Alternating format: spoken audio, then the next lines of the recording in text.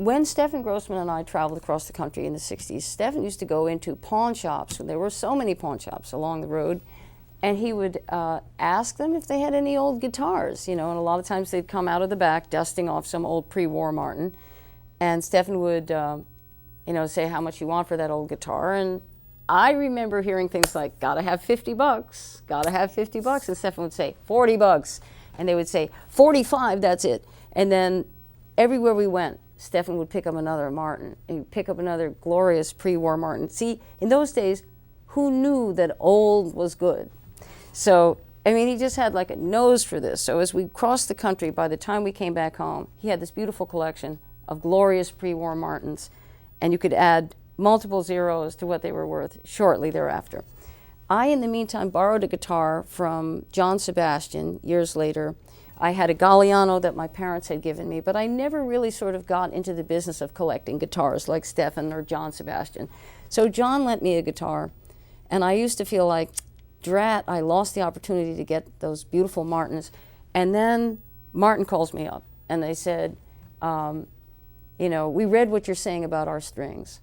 And that was like totally without, I had no idea that they would know that I was using their strings. They said, would you like to endorse our strings? We'd like to give you free strings. You know, what am I going to say? Like, no thanks? I was thrilled. And then they said, oh, by the way, we'd like to give you a guitar too. And I'm like, oh, this is too good. This is just too wonderful. So they gave me the OM28V for vintage that I've been playing with the herringbone that I've got, probably played most of the slide stuff on that guitar. And then one day they called up and said, we'd like to design a signature model for you. And I'm thrilled beyond belief. So we got together, Rob and I and Dick Boak from Martin, and we actually started with little designs on dinner napkins. We were in like a restaurant, and we started drawing these drawings. We thought the neck would be a highway, very bluesy theme, traveling, a highway. So we made the neck a highway, the blacktop road, with a passing and no passing zone in mother of pearl. Then we put a crossroads, railroad crossing, for obvious reasons, Robert Johnson's Crossroad Blues, to celebrate that. Then we have the different highway signs, the yield and the railroad crossing and so on. And then the signature of the artist goes here. They're all signed and numbered by Chris Martin IV and the artist. And then up at the top of the headstock, the artist designed a rendering of a 1930s Hudson Terraplane car to celebrate Terraplane Blues by Robert Johnson. So this is a guitar that I wanted it to be the right size for men and women. I didn't want it to be generic and be like just a woman's guitar. I wanted it to be all-inclusive for any player. And we gave it a sturdy construction because of the way I play. We figured I might as well not have people, you know, blowing the struts off the back end by slamming it the way I do. So it's pretty sturdy, pretty solid, and you know, it's an all-around blues and ballad guitar.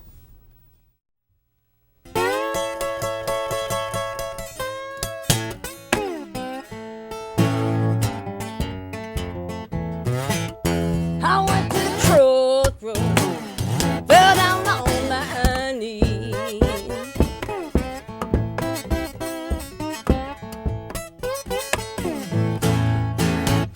I went to the crossroad, fell down on my knees.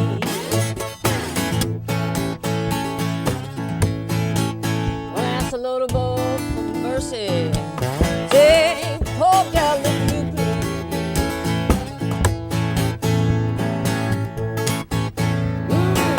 Standing at the crossroad, I tried to flag it right.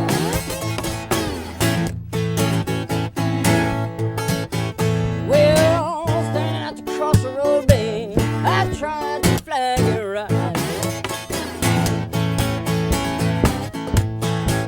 Well, ain't nobody seemed to know me. Everybody passing me by.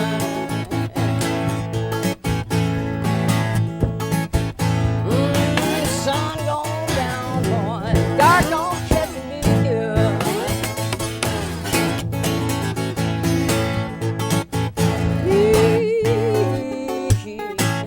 Well, dark gone catch me here.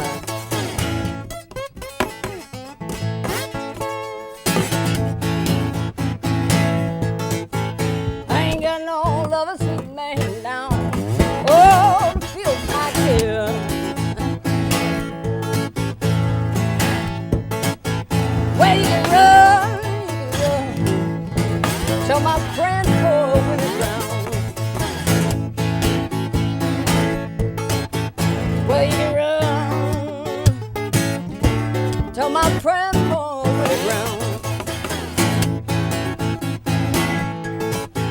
Hey, then I'm standing at the crossroad, baby. I believe I'm sinking down.